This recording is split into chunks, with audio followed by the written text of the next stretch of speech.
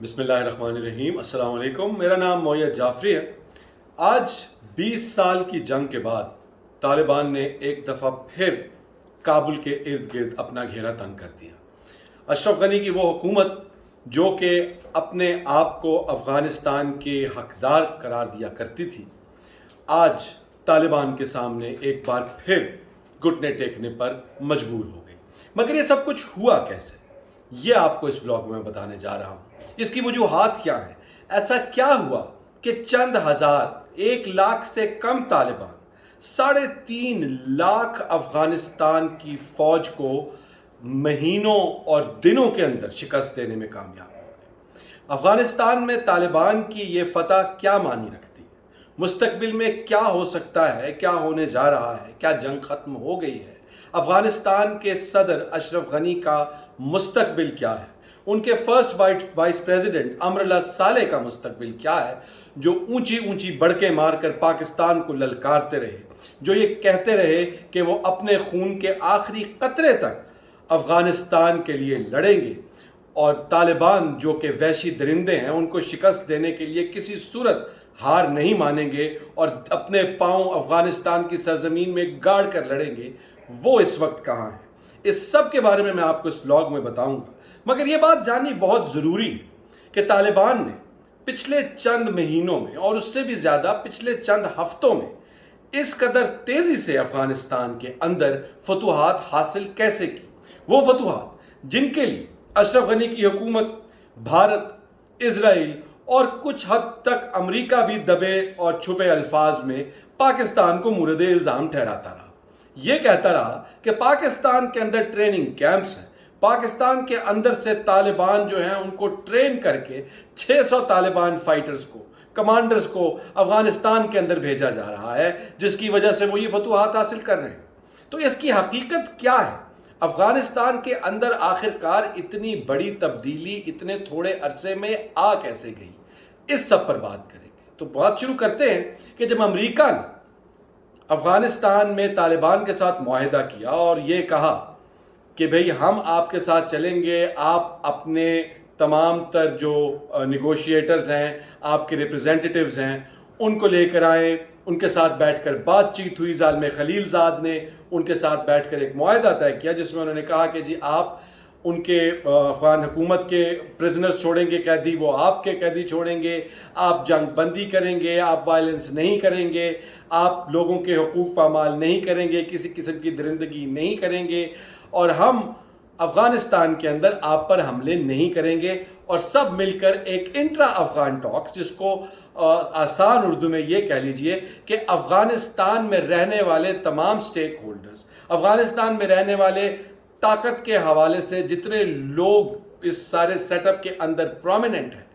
ان سب کو بیٹھ کر یہ فیصلہ کرنا ہوگا کہ افغانستان کے اندر حکومت کیسے بنے گی اور مستقبل میں وہ سب کچھ کیسے چلے گا۔ جب یہ بات آگے چلی تو اس کے اندر بہت سارے مسائل آن کھڑے ہونا شروع ہوئے، جس میں سب سے پہلا مسئلہ تو یہ تھا کہ طالبان کہتے تھے کہ افغانستان کے اندر شریعت کا نفاذ ہوگا، وہاں پر اسلامک ایمریٹ، ایک خلافت جو ہے اس طرز کی حکومت بنے گی، اور وہاں پر اشرف غنی کے ساتھ اگر ہمیں پاور شیئرنگ کرنی ہے تو جو نظام آئے گا آنے والا وہ مکمل طور پر اسلامی ہو۔ اشرف غنی یہ چاہتے تھے کہ الیکشن ہو، اشرف غنی یہ چاہتے تھے کہ طالبان جو ہے ان کے پاس جو پہلے سے علاقے ہیں ان کو سرے سے ختم کیا جائے، وہاں پر بھی ایک الیکشن کروایا جائے، اور اس الیکشن کو کروانے کے لیے جو مشینری تھی، جو سارا اختیار تھا، وہ بھی وہ خود چاہتے تھے۔ اور یہ تو پوری دنیا نے دیکھا کہ اشرف غنی خود جس الیکشن کی پیداوار ہیں اور جس الیکشن کے نتیجے میں وہ افغانستان کے صدر بنے، اس کو تقریباً 99.9% جماعتوں نے ڈسکریڈٹ کیا۔ عبداللہ جو اب ان کے ساتھ ہیں، انہوں نے بھی اس الیکشن کو ڈسکریڈٹ کیا بعد میں بات چیت کے لیے، اور آپ یہ سمجھ لیے اقتدار کے کچھ ٹکڑے حاصل کرنے کے لیے انہوں نے ان کے ساتھ مصالحت کر لی۔ اب اس سب کے بعد جب بات آگے چلی اور امریکہ نے یہ اعلان کیا کہ وہ اب افغانستان میں جنگ کے لیے نہیں رکے گا، امریکہ نے یہ اعلان کیا کہ اب وہ افغان حکومت جو ہے اس کی اتنی زیادہ مدد کرنے کے بعد یہ سمجھتا ہے کہ افغان حکومت اور اس کے فوجی طالبان کا مقابلہ کرنے کے قابل ہیں، اگر یہاں پر وائلنس بڑھتی ہے، اگر یہاں پر لڑائی جو ہے وہ طول پکڑتی ہے اور شدت پکڑتی ہے۔ مگر ہوا کیا؟ بنیادی طور پر جیسے ہی امریکہ نے اپنا ہاتھ اشرف غنی کے سر سے ہٹایا تو وہاں پر اشرف غنی کا پورا کھیل چوپٹ ہو گیا۔ اور اشرف غنی کے سر کے اوپر سے ہاتھ ہٹایا کیوں، یہ بھی جاننا بہت ضروری ہے۔ امریکہ نے افغانستان کے اندر قریباً 2 کھرب ڈالر، کہنے کی بات ہوتی ہے 2 ٹریلین ڈالر کے قریب جو ہے وہ پیسہ انویسٹ کیا۔ افغانستان کے اندر جو فوج بنائی گئی اس کے لیے 90 ارب ڈالر دیے گئے، 90 ارب ڈالر۔ اس کے بعد افغانستان کے اندر جو اینٹی نارکوٹکس فورس ہے اس کے لیے 10 ارب ڈالر علیحدہ سے دیے گئے۔ اس کے بعد افغانستان کے اندر کابل کے اندر بینک بنایا گیا، بنانا چاہتے تھے اور بنایا جانا تھا، مگر اس کے لیے امریکہ نے 2 ارب ڈالر دیے، مگر وہ بینک کبھی بنا ہی نہیں، اور وہ 2 ارب ڈالر امراللہ صالح، اشرف غنی اور ان کے جیسے لوگوں نے باہر کے اپنے اکاؤنٹس میں منتقل کر دی۔ تو بنیادی طور پر جتنے اربوں کھربوں ڈالرز افغانستان کی حکومت کو افغانستان کے لوگوں کے لیے دیے گئے، اور یہ امریکہ کی اپنی رپورٹس ہیں، UNAMA, United Nations assistance mission for Afghanistan, SIGAR جو ہے انسپیکٹر جنرل فار افغانستان، ان سب کی رپورٹس میں یہ ساری باتیں روز روشن کی طرح آیا ہیں کہ اشرف غنی نے کتنی کرپشن کی۔ تو پھر ان کے سر پر جب اس سب کے بعد امریکہ نے ہاتھ ہٹا لیا تو طالبان کے ساتھ جب ان کی جنگ دوبارہ سے شروع ہوئی اور طالبان کے اوپر انہوں نے اٹیک کیا، اس وجہ سے جو طالبان کہتے ہیں کہ ہمارے پر اٹیک کیا، ہم نے ریٹیلیٹ کر کے اس کو جنگ کو دوبارہ سے شروع کر دیا۔ اور اس سب میں ہوا کیا؟ اس سب میں یکے بعد دیگرے شہر کیا، گاؤں کیا، پورے کے پورے صوبے کیا، ان صوبوں کے کیپٹلز کیا، وہ سب ایسے گرتے چلے گئے جیسے وہاں پر کسی قسم کی کوئی ریزسٹنس، کسی قسم کی کوئی مزاحمت، کسی قسم کی کوئی فوج ایگزسٹ ہی نہیں کرتی تھی۔ چلیں فوج تو ایگزسٹ نہیں کرتی تھی، مگر یہ جو امریکہ، بھارت اور افغانستان کی حکومت طالبان کو کہتی تھی کہ لوگ ان سے بہت تنگ ہیں، لوگ چاہتے ہیں کہ طالبان کو پوری دنیا سے باہر نکال دیا جائے، ان لوگوں نے بھی طالبان کے خلاف کسی قسم کی آواز نہ اٹھائی۔ ان لوگوں نے بھی طالبان کے خلاف، کیونکہ افغانستان کا کلچر آپ جانتے ہیں، بندوق وہاں تقریباً ہر انسان کے پاس ہے، ان لوگوں نے بھی ان کے خلاف کوئی مزاحمت نہیں کی، اس کے خلاف کھڑے نہیں ہوئے، بلکہ وہ طالبان ویڈیوز پوسٹ کرتے رہے کہ کس طرح جس شہر، جس گاؤں، جس دن صوبے کے سینٹر میں وہ جاتے رہے، لوگ ان کا خیر مقدم کرتے رہے، اور اس کے مقابلے میں ان کے خلاف پوسٹ کرنے کی کوئی ویڈیوز نہیں تھی۔ میں یہاں پر طالبان کا ساتھ قطعاً نہیں دے رہا، میں آپ کو صرف وہ تمام واقعات بتا رہا ہوں جو کہ پروویبل بائی فیکٹس ہیں، جو کہ پروویبل بائی ایویڈنس ہے، وہ سب کچھ جو آج اس کابل کی فتح کی طرف اس سب کو لے کر آیا۔ مگر جب افغانستان کی وہ افواج، وہ فوج جو کہ 90 ارب ڈالر سے تخلیق ہوئی تھی، جس کے پاس طالبان کے مقابلے میں لیٹسٹ ٹیکنالوجی، لیٹسٹ ویپنری تھی، جن کے پاس ایئر فورس تھی، جو کہ طالبان کے پاس ایک جہاز تو کیا، ایک مکھی بھی اڑانے کے لیے نہیں تھی، تو وہ اتنی ایڈوانسڈ اور اتنی مہنگی فوج ایسے لوگوں کے پاس، جن کے پاس شاید باڈی آرمر بھی نہیں ہے، جن کے پاس اسالٹ رائفلز ہیں، ان سے ہارتے چلے گئے۔ کیوں؟ اس کی وجہ یہ ہے کہ طالبان کے خلاف جس آرمی کا ذکر اور جس آرمی کے نام پر پیسے اشرف غنی کھاتا رہا، وہ آرمی گراؤنڈ پر ایگزسٹ ہی نہیں کرتی تھی۔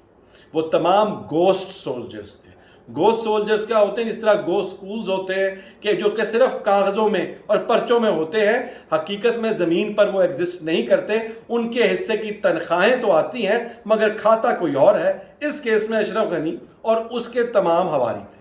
اب جب وہ فورسز گراؤنڈ پہ ایگزسٹ نہیں کرتی تھی اور اس کے علاوہ لوگوں میں اتنی ریزنٹمنٹ تھی کہ یہ تو کابل کے اندر پارٹیز اور کابل کے اندر محلات اور کابل کے اندر عیاشیوں کے اڈے اور کابل کے اندر ایک شاہانہ زندگی گزار رہے ہیں، جبکہ باقی کے افغانستان کے اندر لوگ اس قدر بدحال ہیں، نا انصاف ہے، نہ ویلفیئر ہے، نہ کسی اور قسم کی، نہ ہیلتھ کیئر ہے۔ تو اس سب کی وجہ سے جب غنی حکومت کے خلاف ڈسینٹ کریٹ ہوا تو لوگوں نے طالبان کا راستہ نہیں روکا۔ اور یہ بات اہم کیوں ہے؟ یہ بات اہم اس لیے ہے کیونکہ یہ اس طرف نشاندہی کرتی ہے کہ طالبان کی یہ فتح محض عسکری یا فوجی فتح نہیں ہے۔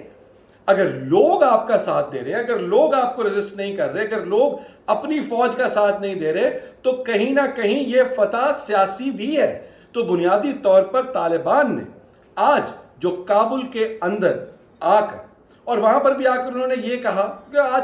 آج کا طالبان ہے وہ بنیادی طور پر بہت سمجھدار ہے،